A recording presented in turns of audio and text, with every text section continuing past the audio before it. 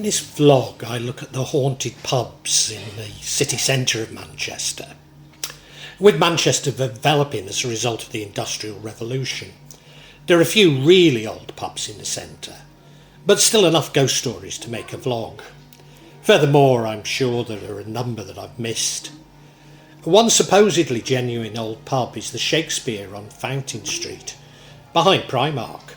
It was originally called the Shambles, built in 1656 in Chester, and in 1928 removed to Manchester. Or was it? Certainly some of the building's decoration was moved from Chester, but much was created in 1923 by W. Johnson and Sons, with its mock timber framing. When in Chester, a young girl called Scarlett worked at the pub as a candle lighter and glass collector, but a chef called Thatch had designs on her and followed her to her room, and I can't say the word, but rapping her, Scarlett set fire to herself and the pub, although in another version she simply set fire to the pub by accident. Thatch hung himself from oak beam, and apparently the marks of the rope are still to be seen. Both Scarlett and Thatch have been spotted in the Shakespeare, with Scarlett being on fire. There is another story of a ghost of a man named William, a former landlord, being heard within the pub. I remain highly dubious about these stories, given that the Chester connection is somewhat tenuous. Of course, I'm aware of hauntings can be associated with objects, including decorations, but, as I say, I'm still dubious.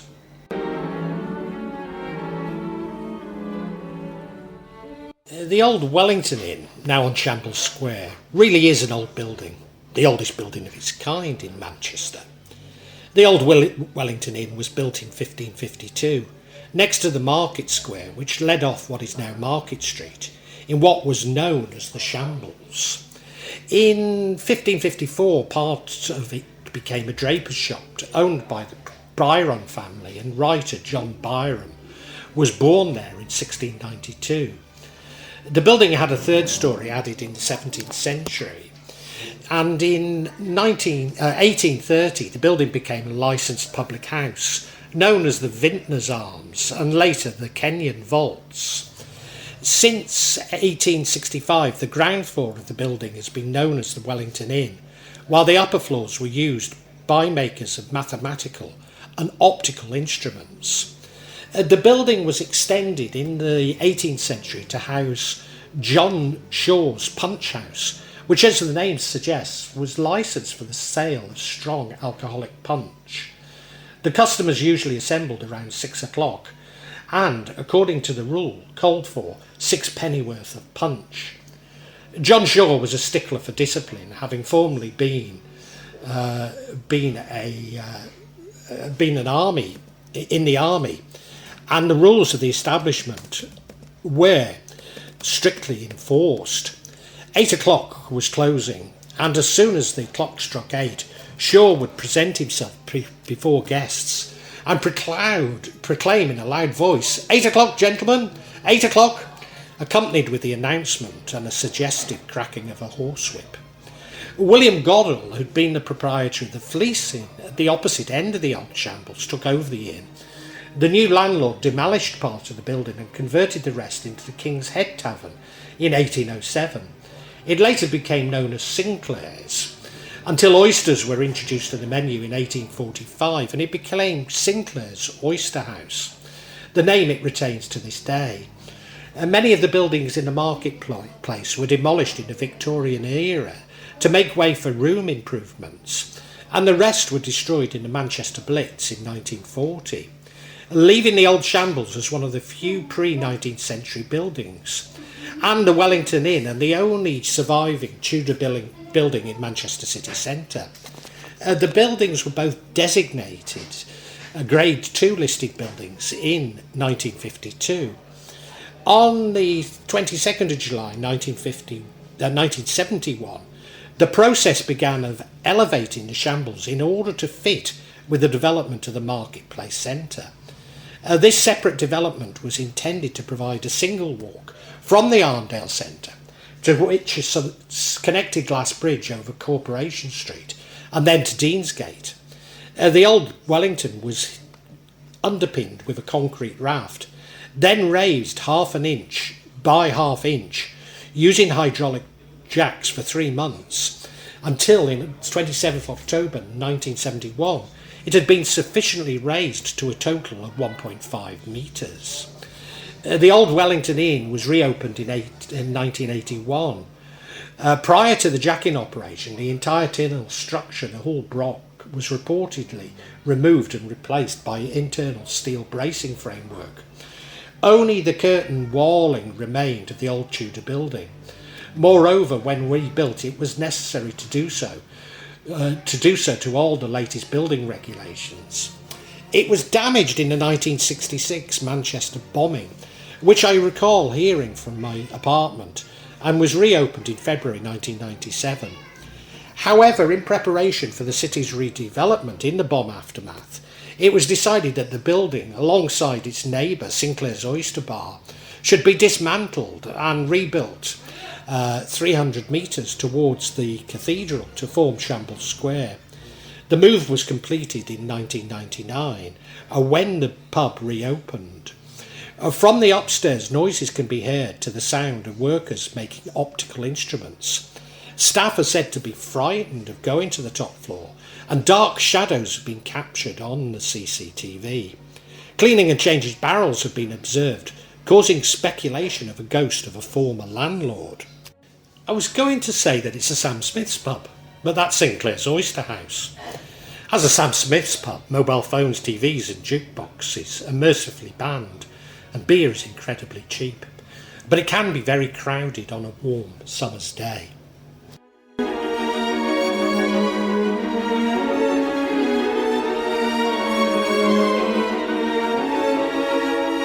The Briton's Protection is a historic Grade 2 listed public house in Manchester.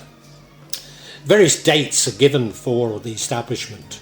The pub's own website says 1806, although the bicentenary was not celebrated until 2011.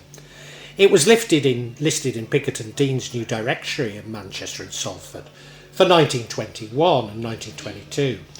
Furthermore, there was reputedly a pub on the same spot since 1795, called the Ancient Briton. The pub's name comes from its use as an army recruiting venue, as do the murals inside the pub. I'd always believed that they were of the Peter Coop massacre, which happened nearby, as do most locals. There are unconfirmed reports that some of the injured were brought to the pub and laid out on the bar to be treated. It's believed that there's a bricked up tunnel in the basement where those from the Peterloo massacre fled to.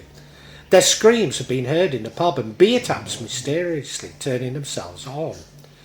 The brick building with a slate roof was granted Grade 2 listed status, offering protection from unauthorised alteration or demolition in 1990. The largely intact 1930s interior has 6 public rooms. Other notable features include terrazzo-tired corridor floor, moulded ceiling, original 1930s urinals, and a serving hatch through which people in the 2 rear rooms are served beer from the front bar. I understand there's been a recent campaign to retain its use as a pub and its landlord. I also understand that it was taken over by an independent operator, and certainly would be upset if it ever changed. Not least as the Britain's Protection was a favourite of my wife on her only visit to the UK, as it was of Friedrich Engels, Anthony Wilson and members of New Order.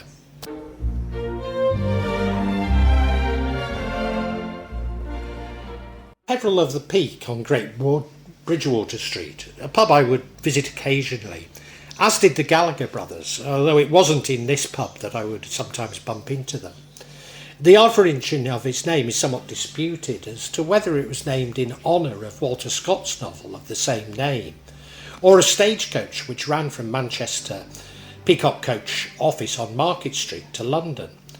I'd always believed that it was named after the mass trespass of the Peak District by left-wing Manchester ramblers, but that was in 1932. It is unlikely. At the same time, I was unaware of the potential connection to my native Shropshire, though through Peveril, and indeed the potential connection to the Holy Grail. It was built in 1820s and opened in 1830, but remodelled in 1900, when its distinctive green tiles were added. On the 19th of June 1988, the Peveril of the Peak was Grade 2 listed. Unfortunately, even the listing does not name the tile manufacturer. I'd like to think they're of Pilkington, but I have to conclude they look more like Craven Dunnel.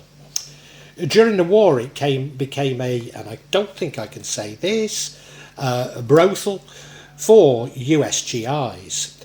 The Pev has its own resident ghost. Over the years many punters reportedly seen spooky activity, like pint glasses rising in the air and dropping into the wash of their own accord.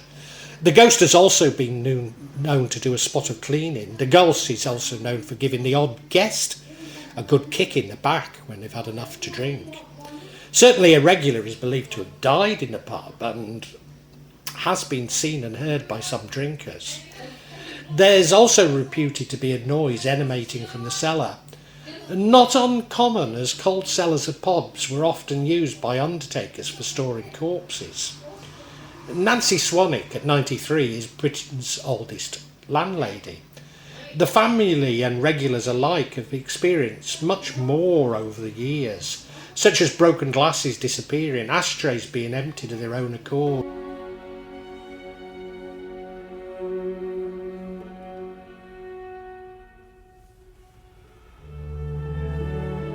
Mother Mac's, located on Back Piccadilly in the northern quarter off Oldham Street. Since first opening as a public house back in the 1870s, having most notably seen a gruesome massacre in 1976, when then landlord Arthur Bradbury killed his wife and 3 children, even the pub's cleaner. Arthur apparently set fire to the pub after the murders to hide his crime, but he was himself killed in the flames. The pub was oddly proud of its macabre history, with a plaque detailing the brutal killings having long been mounted on the wall outside, and newspaper clippings about the murder can be found framed inside the pub. Despite rumours hauntings, I can find no substantive evidence of them, apart from a former employee having claimed to have spotted the wife and children. It spent 55 years as Mother Mac's, even with the pub changing hands a few times along the way, but it's recently reopened as the Rat and Pigeon. Cannot issue a vlog on Manchester pubs without mentioning the Old Nag's Head and its landlord Sean, who is still very much alive. It was certainly frequented by Rod Stewart and Long John Baldry when they played at the nearby Tristed Wheel, but I was incorrect when I told Sean that Rod used to rent a room there. In fact, he had cheap digs in Salford. I might add that the famous coffin from the Tommy Ducks ended up at the Nag's Head, but I'm not sure if Sean kept it. My old school friend Chris Morgan and former DJ partner Steve Koto previously ran Soul Old Ayers upstairs at the Old Nag's Head.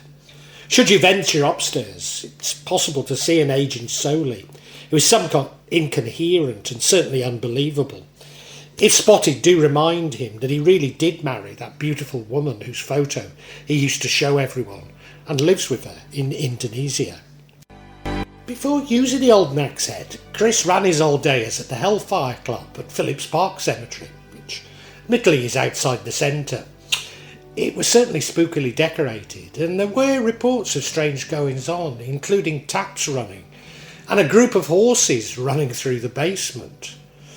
Now closed, it was taken over by Cirque for BSDM parties, alas not associated with Northern Soul, despite there being some precedents for such combinations in Manchester.